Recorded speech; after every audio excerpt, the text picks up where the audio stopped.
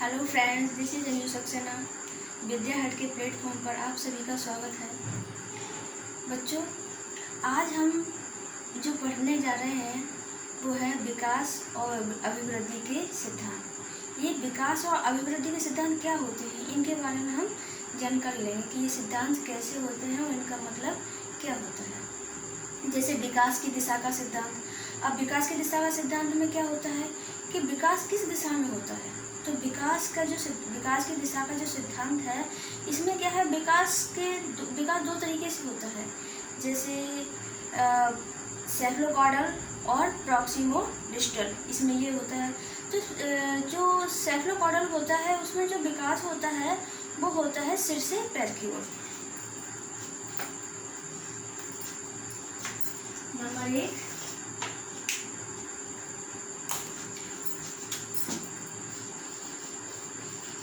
विकास की दिशा का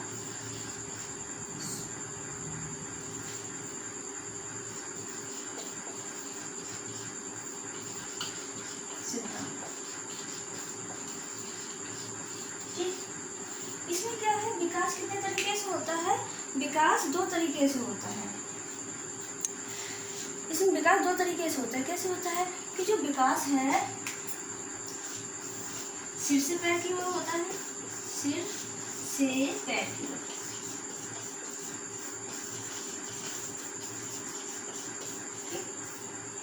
सिर से पैर की ओर। और दूसरा जो होता है केंद्र से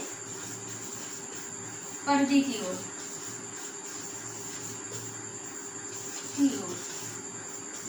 ओके, इसको हम क्या क्या कह सकते हैं, इसको हम कह सकते हैं सेफलोकॉर्डल।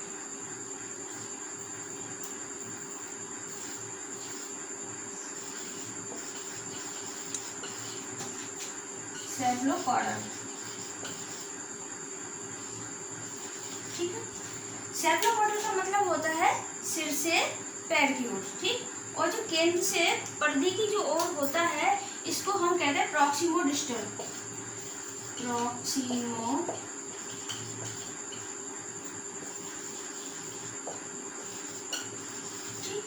प्रॉक्सिमोडिस्टल का मतलब क्या होता है। प्रॉक्सिमोडिस्टल का मतलब होता है केंद्र से परिधि की ओर। ठीक, तो क्वेश्चन कैसे आएगा, प्रॉक्सिमोडिस्टल विकास है, प्रॉक्सिमोडिस्टल विकास है, नीचे 4 ऑप्शन होंगे और 4 ऑप्शनों में आपको क्या देखना है कि एक तो होगा सिर से पैर की ओर, केंद्र से परिधि की ओर, और इनमें ए बी दोनों या इनमें से कोई नहीं। ठीक है, इस तरह से होगा। तो आपको जब मालूम होगा कि प्रॉक्सिमोडिस्टल का मतलब क्या होता है। प्रॉक्सिमोडिस्टल का मतलब होता है केंद्र से परिधि की ओर। या ऐसे ही इसका भी आता है, कई बार आया है, बहुत इंपॉर्टेंट है। इसमें क्या आता है, इसमें भी ऐसे आएगा, क्वेश्चन पूछा जाएगा सेफलोकॉर्डल विकास है, सेफलोकॉर्डल विकास है वही केंद्र से परिधि की ओर, सिर से पैर की ओर, या इनमें से कोई नहीं, या ये दोनों। ठीक, तो जब आपको मालूम होगा तो आप आंसर कर पाएंगे। अब आप ये सोच रहे हैं कि सेफलोकॉर्डल या सिर से पैर की ओर विकास होता क्या है। जब बच्चा माँ के गर्भ में होता है ना, जब बच्चा माँ के गर्भ में होता है तो बच्चे का सिर सबसे पहले विकास सिर का होता है। जैसे बच्चा को माँ के गर्भ में है और माँ के गर्भ में जब बच्चा है तो एक बच्चे का जो आकार होता है, जो बच्चे की जो आकृति होती है वो एक आलपिन के जैसी होती है। कैसी होती है, आलपिन के जैसी, ऐसी होती है। तो पहले जो विकास हुआ ना, पहले जो निर्माण हुआ वो सिर का हुआ, और सिर के निर्माण होने के बाद अदर अंगों का निर्माण होता है, पैरों का, सबका होता है। और जो प्रॉक्सिमोडिस्टल है, प्रॉक्सिमोडिस्टल में क्या होता है कि जो मैं एक बच्चा बताती हूँ। मान लीजिए एक बच्चा है, ये उसका सिर है, ये गर्दन है, ठीक है, ये उसके हाथ हो गए, ये पैर हो गए, ठीक, ये पैर हो गए। तो जो प्रॉक्सिमोडिस्टल में क्या होगा, पहले रीढ़ का विकास होगा, हार्ट का विकास होगा। ठीक है, रीढ़ का विकास होगा, उसके हार्ट का विकास होगा। ठीक, और जैसे बच्चा है इस माँ के गर्भ में है तो पहले सिर का विकास हो गया, या उसने जन्म भी ले लिया है। तो जब बच्चा क्या करता है, सबसे पहले उसका केस क्या करता है, वो अपनी गर्दन को संभालना सीखता है, गर्दन को संभालना सीखता है। जैसे जब बच्चा पैदा हुआ तो हम उसको ऐसे लेते हैं गर्दन में उसके गर्दन न चल जाए, उसके झटका ना लग जाए गर्दन में, तो हम उसको बड़ी संभाल के लेते हैं। धीरे धीरे क्या करता है बच्चा अपनी गर्दन को संभालने लगता है, फिर हम उसको आराम से गोदी में ले सकते हैं। तो पहले उसका सिर का विकास होता है, अपनी गर्दन को संभालना, अपने सिर को संभालना सीखता है, बाद में वो बैठना चलना वगैरह सीखता है। तो पहले सिर का विकास हुआ। और जो प्रॉक्सिमो डिस्टल है, प्रॉक्सिमो डिस्टल में क्या होता है कि बच्चे की पहले रीढ़ का और फिर उसके हार्ट का और अदर अंगों का विकास होता है। यानी पहले केंद्र में ये रीढ़ होती है, रीढ़ का होती है केंद्र में होती है, हार्ट कहाँ है केंद्र में, तो पहले केंद्र का विकास हुआ फिर अदर अंगों का विकास होता है। ठीक, अब जो हमारा सेकंड जो विकास है, सेकंड विकास है वृद्धि एवं गति का सिद्धांत। ठीक है,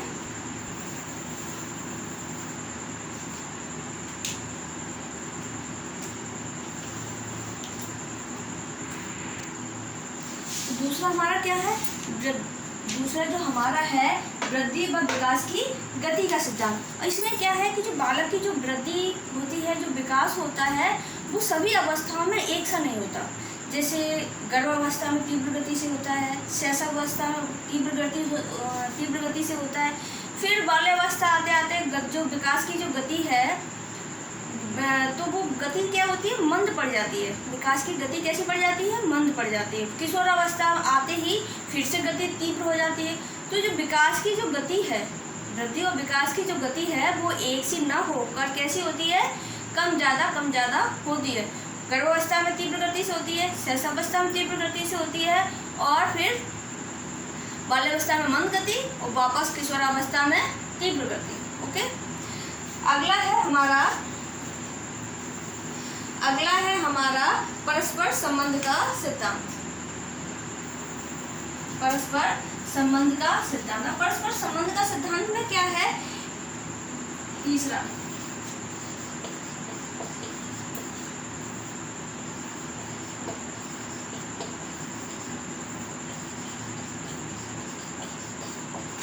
संबंध का सिद्धांत। ठीक, अब परस्पर संबंध का सिद्धांत कहता है कि जब विकास होता है तो वो ऐसा नहीं है कि विकास हो रहा, शारीरिक विकास हो गया और शारीरिक विकास होने पर उसका जो संवेगात्मक विकास है, सामाजिक विकास है, संज्ञानात्मक विकास है, वो ना हो।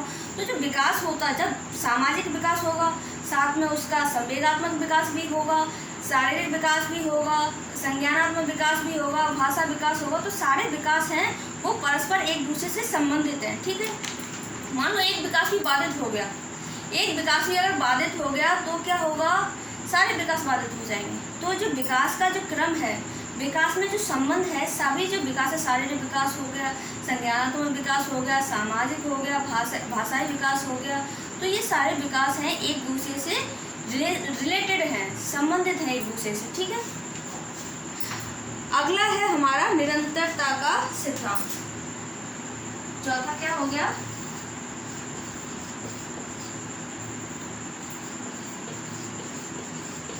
निरंतरता का सिद्धांत।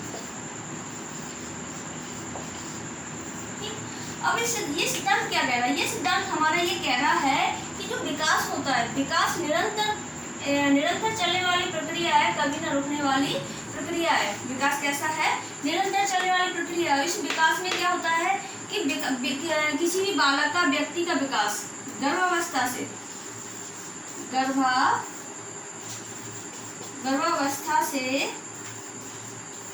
कहाँ तक रहता है, मृत्यु तक।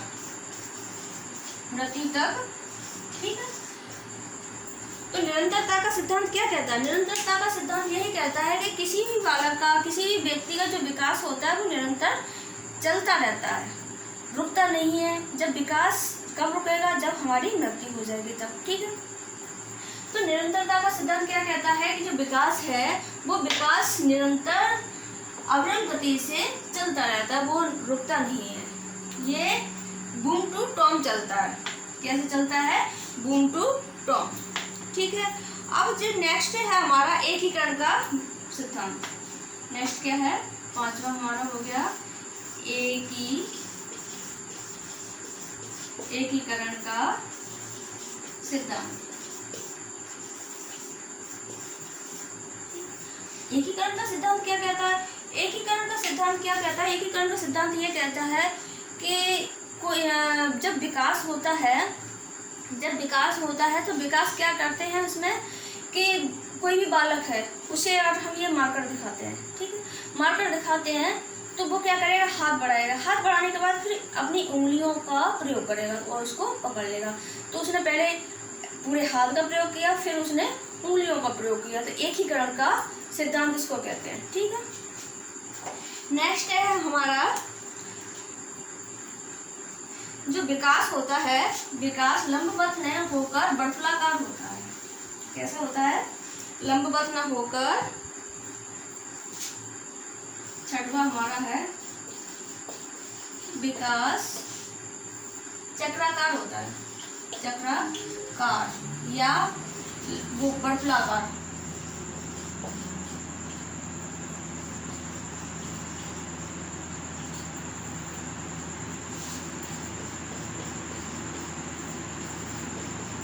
ये क्या है कि विकास चक्राकार या वर्तुलाकार।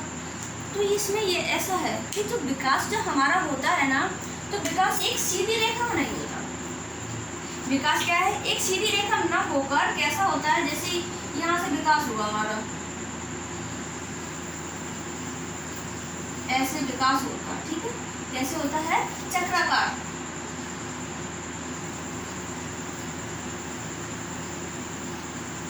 ऐसे होता है। जैसे विकास होगा हमारा तो हमारी समझ भी बढ़ेगी, हमारे सोचने समझने की शक्ति बढ़ेगी, हमारी लंबाई बढ़ेगी, साथ में हमारी चौड़ाई भी बढ़ेगी। ऐसा नहीं सिर्फ लंबाई बढ़ जाए चौड़ाई ना बढ़े, ठीक। हमारा वजन भी बढ़ेगा, हमारा संज्ञानात्मक विकास भी होगा। ऐसा नहीं संज्ञानात्मक विकास हो जाए, हमारा मानसिक विकास ना हो, हमारा भाषाई विकास ना हो, सारे विकास कैसे होंगे? सब एक साथ होंगे, ठीक है। तो विकास कैसा होता है? सीधी रेखा में ना होकर कैसा होता है? कैसा होता है? वर्तुलाकार होता है। कैसा होता है? वर्तुलाकार या चक्राकार, ऐसे घूमता जाता है, ठीक। अब है समान प्रतिमान का सिद्धांत। समान प्रतिमान का सिद्धांत सातवां क्या है हमारा? समान प्रतिमान का सिद्धांत। अब ये समान प्रतिमान का सिद्धांत क्या है? समान प्रतिमान का सिद्धांत ये है कि किसी, जैसे मानव है, मानव किसको जन्म देगा? मानव को ही तो जन्म देगा, पशु को जन्म देगा। मान लो एक गरीब का बच्चा है, तो गरीब का बच्चा भी चलना सीखेगा उसी एज में जो अमीर का बच्चा चलना सीखेगा, है ना। तो गरीब का बच्चा भी चलना सीखेगा और अमीर का बच्चा भी चलना सीखेगा, और इंसान को जन्म देगा, और जानवर को, पक्षी को, ठीक है। ये बात समझ में आ गई। तो समान प्रतिमान का सिद्धांत ये कहता है हमारा कि जो विकास होता है, विकास एक जाति में एक सा होता है। जैसे हमारी मानव जाति है, तो मानव जाति में चाहे गरीब का बच्चा हो चाहे अमीर का हो, वो भी चलना सीखेगा उसी एज में वो बोलना सीखेगा जो अमीर का बच्चा सीखेगा। ऐसे ही पशु का बच्चा उसी एज में, चाहे गाय का हो या किसी भी जानवर का बच्चा हो, तो वो अपनी जाति के अनुसार, अपनी जिस जाति में जन्म लिया है, जिस वंश में जन्म लिया है, जिस प्रजाति में जन्म लिया है, उस प्रजाति के अनुसार वो कर्म करेगा, ठीक है। अगला है वंशानुक्रम और वातावरण का के साथ। अगला क्या है? वंशानुक्रम। जो हमारा विकास होता है, विकास जो होता है वो क्या होता है? वंशानुक्रम और वातावरण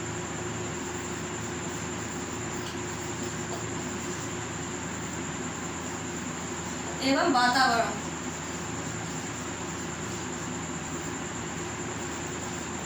के साथ क्या करता है? अंतःक्रिया करता है।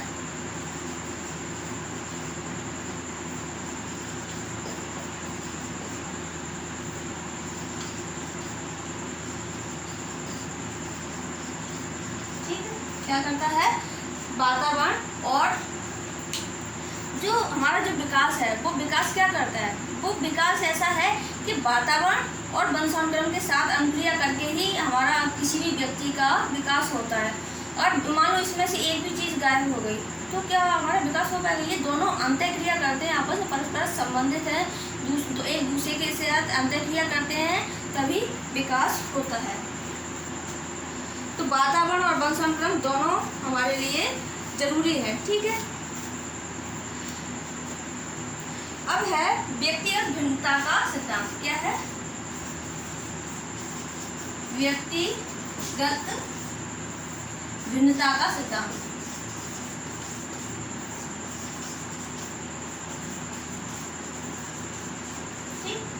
व्यक्तिगत भिन्नता का सिद्धांत क्या कहता है? व्यक्तिगत भिन्नता का सिद्धांत ये कहता है कि इस संसार में कोई भी दो व्यक्ति समान नहीं होते हैं। एक माँ को ले लो कि एक माँ के गर्भ से उत्पन्न हुए कोई भी दो बालक समान नहीं होंगे। उनकी आदतें, उनका नेचर, उनके क्रियाकलाप सब अलग होंगे। तो इस संसार में कोई भी दो व्यक्ति समान नेचर के, समान आदतों वाले नहीं होते, चाहे उन्होंने एक ही माँ के गर्भ से क्यों ना जन्म लिया। ठीक है, यानी व्यक्तिगत भिन्नता का सिद्धांत आपके समझ आ गया। अब नेक्स्ट है हमारा विकास की भविष्यवाणी का सिद्धांत। क्या है? विकास की भविष्यवाणी का सिद्धांत। जैसा हो गया हमारा विकास की भविष्य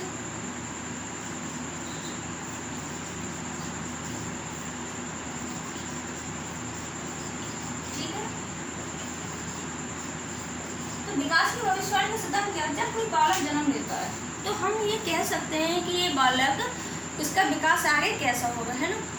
जैसे बालक ने जन्म लिया तो उसका वेट, उसकी हाइट और उसकी जो वेट और हाइट होती है तो उससे हम अंदाजा लगा सकते हैं कि ये इसका विकास आगे कैसे होने वाला है, सही होने वाला है। जैसे यदि किसी बालक की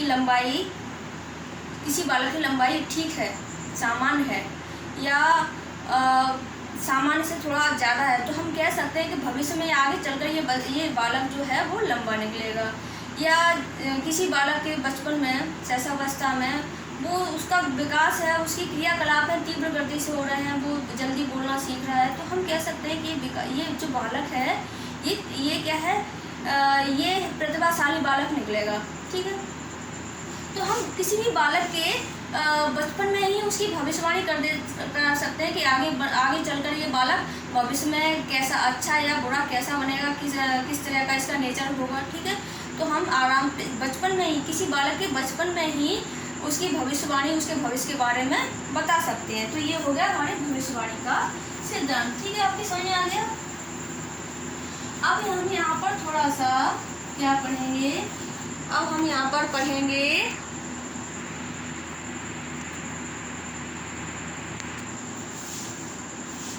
तो बच्चों अब हम ये पढ़ेंगे गर्भावस्था। गर्भावस्था में क्या देखेंगे कि एक बालक है, उसके गर्भावस्था के चरण, गर्भावस्था को कितने चरणों में बांटा गया है? 3 चरणों में बांटा गया है। गर्भावस्था को कितने चरणों में बांटा गया है? 3 चरणों में। तो जो पहला चरण है क्या है कि पहला चरण है कि हम इसको क्या कहेंगे? बीजावस्था। चरण को तीन चरणों में बांटा गया। कितने चरणों में बांटा गया है? 3 चरणों में। तो 3 चरण कौन कौन से हैं? पहला है बीजावस्था, ठीक, इसका समय कितना है? 0 से लेकर 2 सप्ताह। ठीक है, और या क्रम कह सकते हैं 15 दिन।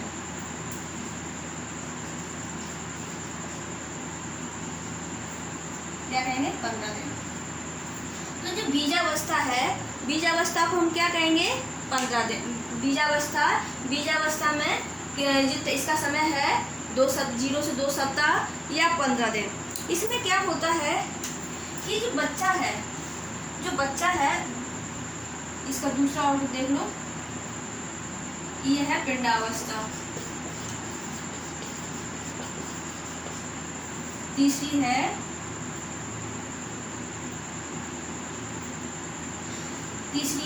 गर्भस्थ शिशु।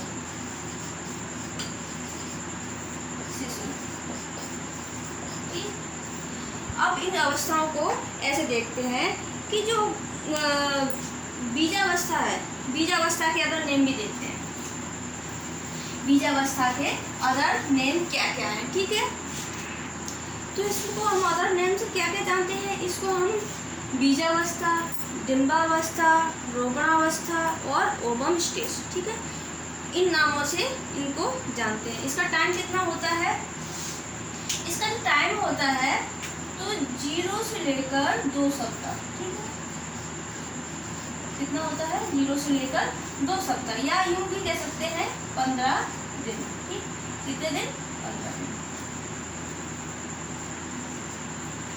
अब इस अवस्था में होता क्या है, इस अवस्था में जो शिशु होता है, शिशु को युक्ता कहते हैं, शिशु को युक्ता, युक्ता या जायगोट, जायगोट, ठीक है।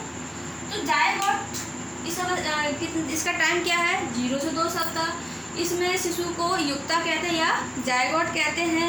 और जो इसको आहार के रूप में जो ग्रहण करता है, जायगोट जो आहार के रूप में जो ग्रहण करता है उसको योग कहते हैं। आहार के रूप में क्या ग्रहण करता है, ये योग, योग जो आहार अपना ग्रहण करता है उसका नाम है योग। ठीक है, अब इसमें सब इतनी सी बात याद रखनी है कि पहली अवस्था है हमारी, कौन सी अवस्था है, पहली अवस्था। पहली अवस्था में हम क्या कहते हैं, इसको पहली अवस्था का नाम क्या है, हम इसको बीजावस्था भी कहते हैं, इसको डिंबावस्था भी कहते हैं, इसको रोपणावस्था भी कहते हैं और ओवम स्टेज के नाम से भी जानते हैं। इसका जो समय है वो है 0 से लेकर 2 सप्ताह। ठीक है, और इसका जो इंग्लिश नेम है वो है ओवम स्टेज, समय 0 से लेकर 2 सप्ताह। इसमें जो बच्चा होता है, बच्चे को हम युक्ता या जायगोट कहते हैं। और जो आहार ग्रहण करता है, जो आहार ग्रहण करता है इसको योग कहते हैं। जैसे ही 2 सप्ताह खत्म होते हैं, जैसे ही 2 सप्ताह खत्म होते हैं फिर ये योग और युक्ता ये दोनों गायब हो जाते हैं और जो शिशु होता है वो माँ के गर्भ से की एक दीवार से चिपक जाता है। ठीक है, तो हमारी पहली अवस्था आपकी समझ में आ गई। इसको बीजावस्था, डिंबावस्था, रोपणावस्था या ओवम स्टेज कहते हैं। समय 0 से 2 सप्ताह या 15 दिन। जो भ्रूण होता है, जो बच्चा होता है वो उसको हम युक्ता या जायगोट कहते हैं। और जो आहार ग्रहण करता है, जो आहार ग्रहण करता है उसको हम योग कहते हैं। ठीक है, तो जो हमारी दूसरी स्टेज है, जो हमारी दूसरी स्टेज है वो भ्रूणावस्था कह लो या पिंडावस्था कह लो। ठीक है, भ्रूणावस्था दूसरी स्टेज क्या है, एक जो बालक होता है वो बालक की जो दूसरी स्टेज है भ्रूणावस्था। ठीक है, या हम पिंडावस्था भी कह सकते हैं इसको, पिंडावस्था। ठीक है, या और इंग्लिश में इसको हम कहते हैं एम्ब्रियो।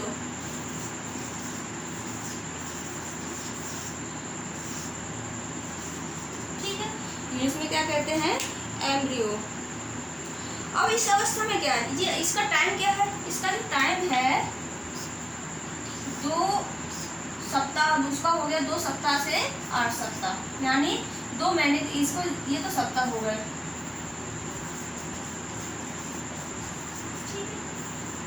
2 सप्ताह, 2 से 8 सप्ताह तक इसका टाइम होता है। ठीक है, अब इसमें क्या होता है, 2 सप्ताह से 8 सप्ताह तक इसका टाइम होता है, यानी दूसरा महीना होता है, दूसरे महीने के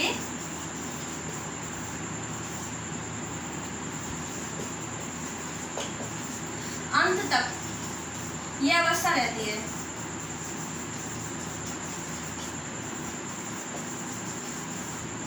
ठीक है, तो ये अवस्था कब तक रहती है, ये अवस्था रहती है दूसरे सप्ताह से लेकर दूसरे महीने के अंत तक। ठीक है, दूसरे सप्ताह से लेकर जो दूसरा महीना है उसके अंत तक, यानी 8 सप्ताह तक ये अवस्था रहती है।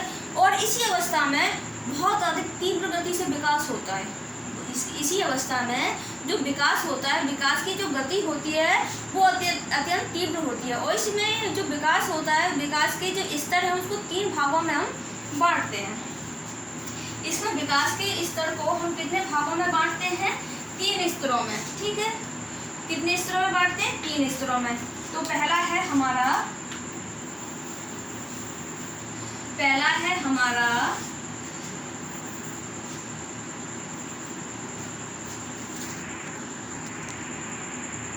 पहला है हमारा बाहरी स्तर, ठीक है। तो जो बाहरी स्तर है, तो बाहरी स्तर को हम कहेंगे एक्टोडर्म।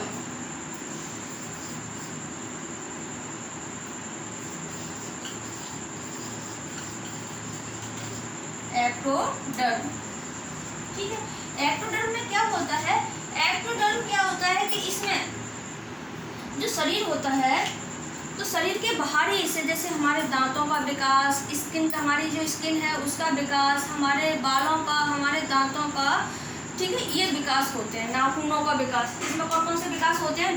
विकास बहुत तीव्र गति से होता है। तो नाखूनों का, बालों का, ठीक, नाखून हो गए, बाल हो गए, हमारी स्किन हो गई, त्वचा का विकास, ठीक है। इस तरह से हमारी बाहरी जो चीजें होती हैं, नाखून, त्वचा, बाल, दांत, इनका विकास कहाँ होता है? यहाँ लिख देते हैं, आपको दिखाई नहीं दे रहा होगा, दांतों का विकास, ठीक है। तो ये विकास जो होता है, जो बाहरी स्तर होता है, एक्टोडर्म होता है। एक्टोडर्म में हमारे कौन कौन से अंगों का निर्माण होता है?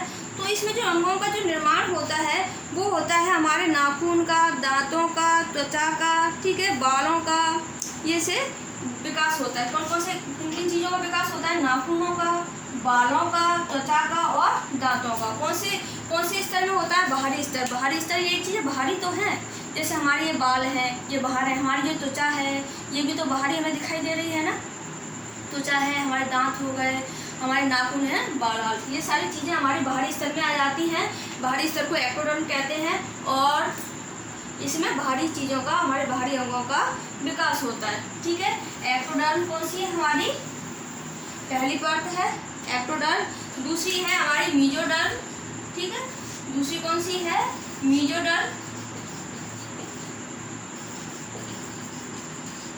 ठीक। मीजोडर्म में क्या होता है? मीजोडर्म में क्या होता है? मीजोडर्म में बच्चों, इसमें शरीर के भीतरी अंगों का, मांसपेशियों का निर्माण होता है। किसका होता है? इसमें शरीर के भीतरी भाग और मांसपेशियों का निर्माण होता है, ठीक है। हमारे एक्टोडर्म में किसका हुआ? हमारे बालों का, जो बाहरी चीज़ें हम देख सकते हैं, है ना, तो बाहरी चीज़ें जो देख सकते हैं उनका विकास होता है, जैसे हमारे नाखून, बाल, दांत, त्वचा, ठीक है, ये चीज़ हो गई, ये एक्टोडर्म में हो गई। और मीजोडर्म में क्या होता है? मीजोडर्म में जो हमारा शरीर होता है, शरीर के अंदरी जो भाग है, जैसे हमारी मांसपेशियाँ हो गई और हमारे शरीर के जो अंदर के जो अंग हो गए उनका निर्माण होता है, ठीक। मीजोडर्म में कौन कौन से हो गए? शरीर की मांसपेशियाँ, ठीक है,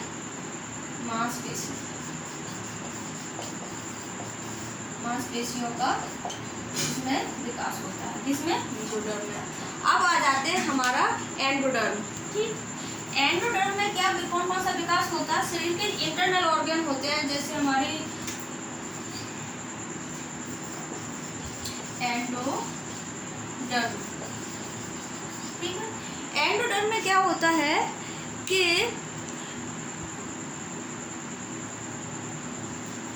इसमें क्या होता है कि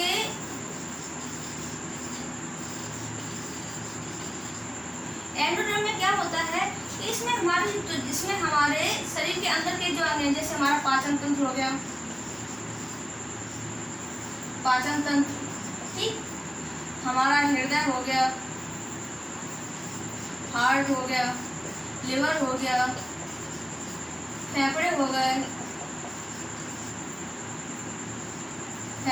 मतलब हमारे अंदर के जो इंटरनल ऑर्गन होते हैं उनका निर्माण होता है, ठीक है बच्चों।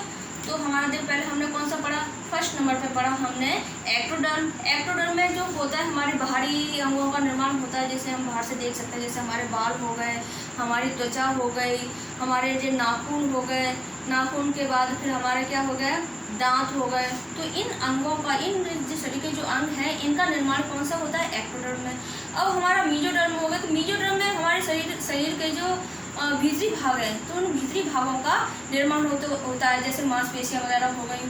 फिर आता है हमारा एंडोडर्म। एंडोडर्म में हमारे अंदर के जो इंटरनल ऑर्गन्स हैं जो वर्क कर रहे हैं, जैसे हमारा हार्ट हो गया, पाचन तंत्र हो गया, हमारे लंग्स हो गए, हमारी किडनी वगैरह, लिवर वगैरह, ये सारी चीज़ें हमारे एंडोडर्म में आ जाएंगी। ठीक है, ये विकास हो गया। अब आप ये देखिए कि जो एक तीसरा जो, अब हमारा तीसरा आ जाएगा, जो तीसरी जो अवस्था है, जैसे दूसरी भ्रूणावस्था हो गई, इसको हम एम्ब्रियो भी बोलते हैं।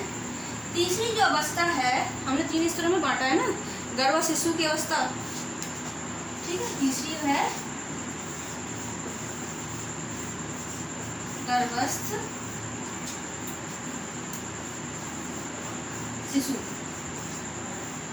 की अवस्था,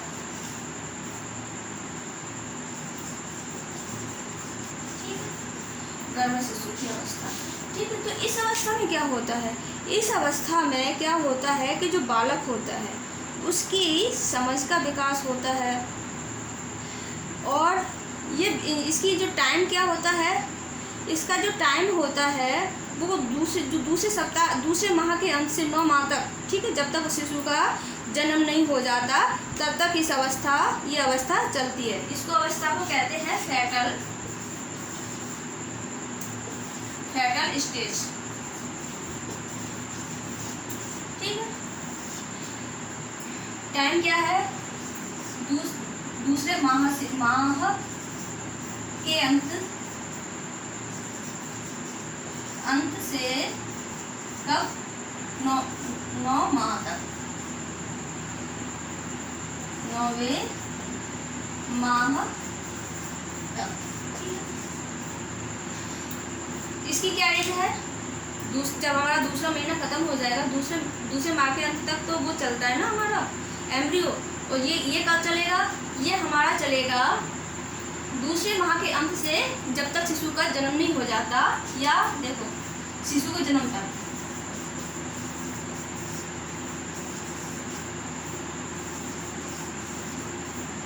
ठीक, शिशु के जन्म तक।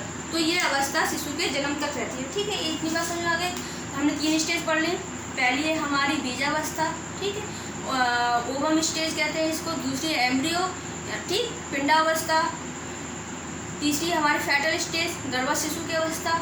इनकी टाइम क्या है, जब हमारा ओवम जो बीजावस्था है, बीजावस्था की जो एज है 15 दिन है, 2 सप्ताह। फिर हमारी आ गई वो पिंडावस्था या एम्ब्रियो स्टेज। एम्ब्रियो स्टेज की जो एज है, टाइम है, वो है हमारा 8 सप्ताह, यानी 15 दिन से लेकर जो आगे का टाइम है, यानी दूसरे माह के अंत तक हमारी कौन सी अवस्था रहती है, एम्ब्रियो या पिंडावस्था। इसी जो दूसरी स्टेज होती है, पिंडावस्था या एम्ब्रियो स्टेज, इसमें विकास बहुत तीव्र गति से होता है। इसमें हम विकास की जो गति है, विकास जो होता है, विकास को हमने 3 स्तरों में बांटा है। कितने स्तरों में, 3 स्तरों में, एक्टोडर्म, मीजोडर्म और एंडोडर्म। तो जो एक्टोडर्म होता है, एक्टोडर्म में जो विकास होता है वो होता है हमारे दांतों का, नाखूनों का, त्वचा का, बालों का, ठीक। मीजोडर्म में हमारे शरीर के भीतरी भागों का, मांसपेशियों का वगैरह का विकास होता है। जो हमारी एंडोडर्म हो गई, एंडोडर्म में हमारे अंदर वाले जो ऑर्गन्स होते हैं, जैसे हमारा लिवर हो गया, फेफड़े हो गए, लंग्स हो गए, हार्ट हो गया, हमारा पाचन तंत्र हो गया, किडनी वगैरह, ये चीज़ें हो गई, ठीक है। हमारी तो दूसरी स्टेज पूरी हो गई, एम्ब्रियो पूरी हो गई। फिर हमारी आ गई फेटल स्टेज, यानी गर्भ शिशु की अवस्था। फेटल स्टेज, इसकी जो एज है वो क्या, दूसरे माह के अंत से लेकर जब तक शिशु का जन्म नहीं हो जाता तब तक जो हमारी स्टेज है वो फेटल स्टेज है, ठीक है। अब आप यहाँ पे ये चीज़ है गौर करने वाली कि कोई भी बालक होता है वो माँ के गर्भ में कितने दिन रहता है, कोई भी बालक माँ के गर्भ में कितने समय तक रहता है, ठीक है। तो कोई भी बालक दिन में देखिए कितने दिन, 270 से 280, ठीक है। ये इम्पोर्टेंट है, मोस्टली क्वेश्चंस में ये आता है, लेकिन मान लो ये भी आ सकता है, और इसके बीच में आ जाए, या ये आ जाए या ये आ जाए, तो आप इसको भी आंसर कर सकते हैं, इसको आंसर कर सकते हैं, लेकिन ये ज़्यादा सही है। ठीक है, 280 क्या है, ये दिन है। महीने कितने हैं, 9 माह है, 9 माह और 10 दिन। ठीक है, 10 दिन। सप्ताह कितने हुए, 40 सप्ताह। इम्पोर्टेंट है बेटा। ठीक बच्चा, ये क्या है, इम्पोर्टेंट है। दिन कितने हुए, 280। माह कितने हो गए, 9 माह, और जो सप्ताह हो गए वो कितने हो गए, 40। इतना से याद रहेगा कि कोई भी बालक होता है वो माँ के गर्भ में कितने दिन रहता है, तो माँ के गर्भ में रहता है 280 दिन। ठीक है, सप्ताह कितने रहता है, 40 सप्ताह, और 40 सप्ताह हो गए, और क्या हो गया, दिन 280, 40 सप्ताह, और महीने कितने हैं, 9 महीने। ठीक है, ये इम्पोर्टेंट है, इसको आप नोट डाउन कर लीजिए। अब एक चीज़ और है आपकी थोड़ा सा ध्यान देने लायक, कि नोट करके लिखिएगा। क्या करके, नोट करके ये लिखिएगा कि कोई भी शिशु,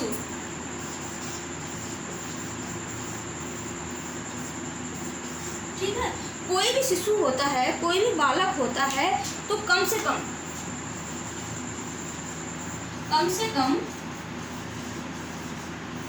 180 दिन। ठीक है, कम से कम वो आप माँ के 180 दिन माँ के गर्भ में रहेगा। ठीक है,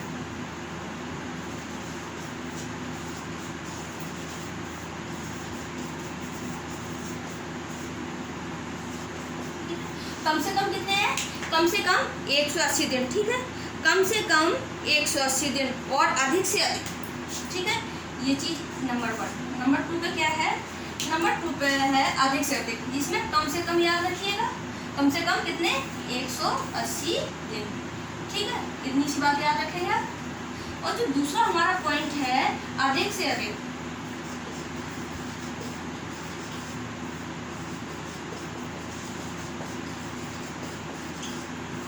अधिक से अधिक। अब कोई भी बालक अपने माँ के जो गर्भ है, जो माँ का जो गर्भ है, उसमें कितने दिन रहेगा। ठीक है, तो कोई भी बालक अपने माँ के गर्भ में कम से कम तो 180 हो गया, और अधिक से अधिक कितना होगा, तो बच्चों अधिक से अधिक यहाँ पर जो हो जाएगा वो 330 हो जाएगा दिन।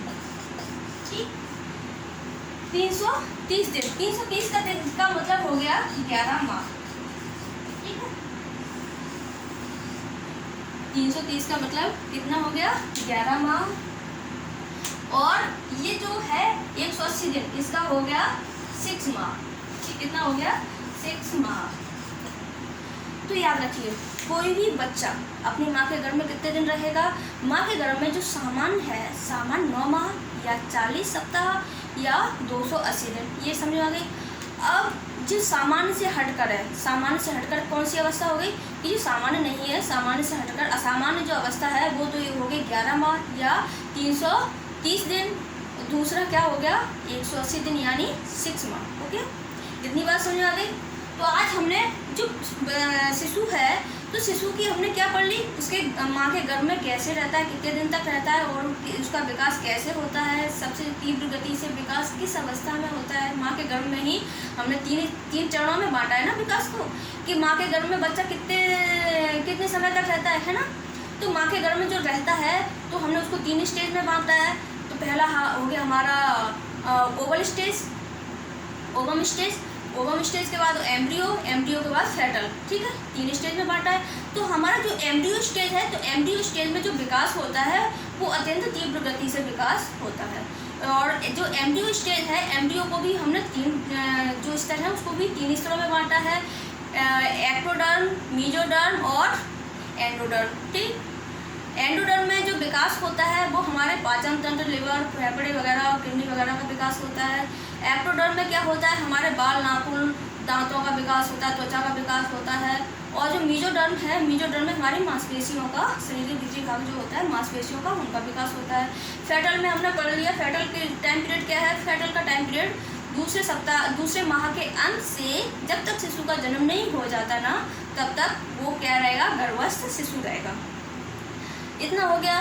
तो आज हमारी गर्भावस्था पूरी हो गई। अब नेक्स्ट क्लास में हम पढ़ेंगे शैशवावस्था, बाल्यावस्था और किशोरावस्था। ठीक है, इन अवस्थाओं का अध्ययन करेंगे। ठीक है, ख्याल रखिएगा अपना।